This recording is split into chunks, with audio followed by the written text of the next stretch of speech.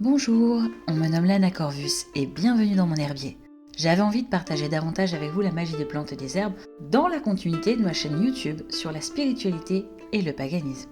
Alors assieds-toi, prends un thé et plongeons dans la magie du monde végétal.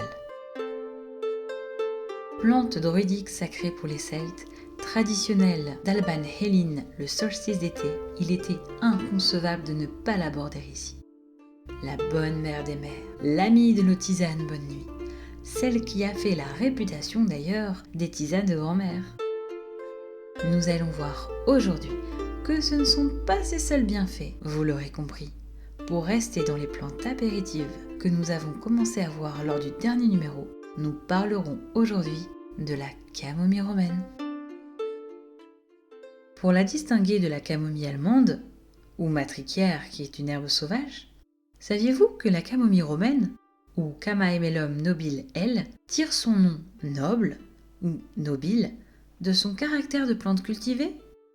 Un second point de distinction se tient quant à l'origine de la plante. L'une provient d'Europe de l'Est, surtout des plateaux allemands, d'où son nom, vous aurez compris de laquelle il s'agit, et l'autre plutôt d'Europe de l'Ouest, rien à voir avec son nom, mais c'est une autre histoire. On la définit d'ailleurs comme une plante de l'Atlantique.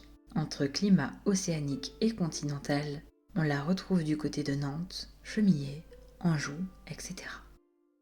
Cette astéracée est une herbacée vivace de 30 cm. Du sol émergent plusieurs tiges, velues, ramifiées dans la partie supérieure, à la différence d'ailleurs de la matricaire qui n'a qu'une tige.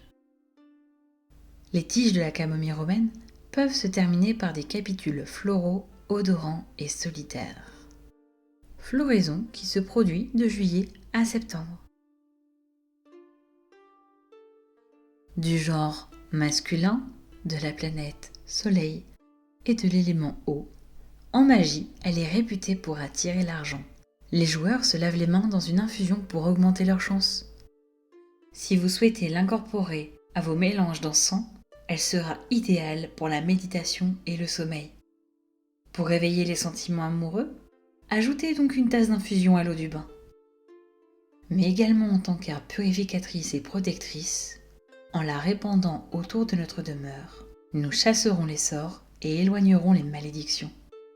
Avec tout cela, vous comprendrez qu'on lui impute les pouvoirs liés à la chance, au gain matériel, à l'affection et à la purification. Pour revenir à une approche plus cartésienne en herboristerie, on emploie uniquement les fleurs. La camomille romaine est la grande alliée du système nerveux. Merci les huiles essentielles présentes sous la forme d'ester et plus particulièrement d'angélate d'isobulyle, qui vont également calmer les douleurs et l'espace menstruel. Ces fleurs sont donc réputées apaiser l'anxiété, la nervosité et le stress. Elle a beaucoup été utilisée en remède spécifique des troubles de l'appareil digestif. Crampes, dyspepsie, inappétence, etc. Cependant, je vous mets un gros warning. Prudence pour les femmes enceintes, allaitantes et les enfants de moins de 6 ans. On utilisera donc de manière beaucoup plus ponctuelle. On évitera par contre en cas d'allergie aux astéracées ou pour les personnes allergiques au pollen et sous traitement. Aussi, si vous prenez des anticoagulants de synthèse, la camomille romaine n'est pas pour vous. Comme vous l'aurez compris, on utilise les fleurs, on la trouve d'ailleurs très facilement dans les commerces. Et on a vite tendance à en faire des infusions. Alors comment procéder pour l'infusion ? Eh bien on va mettre une cuillère à café pour une tasse qu'on va laisser infuser 10 minutes. 10 minutes à couvert comme toute plante qui contient des huiles essentielles. Nous allons ensuite filtrer et édulcorer.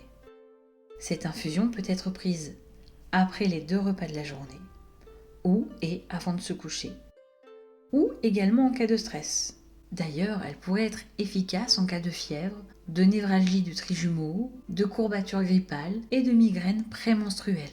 Si on y ajoute quelques gouttes de citron, elle sera agréable lors de crampes et de douleurs rhumatismales.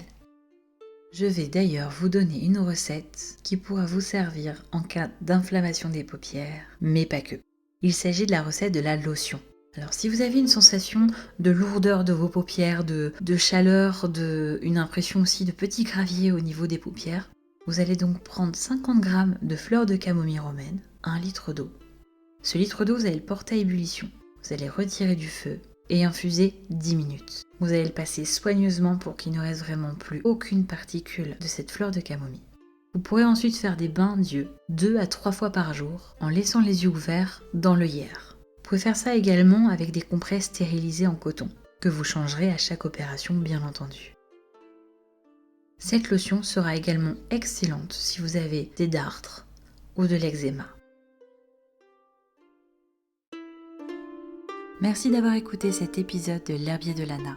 N'hésitez pas à me faire part de vos commentaires que j'ai hâte de découvrir et à bientôt dans un nouvel épisode.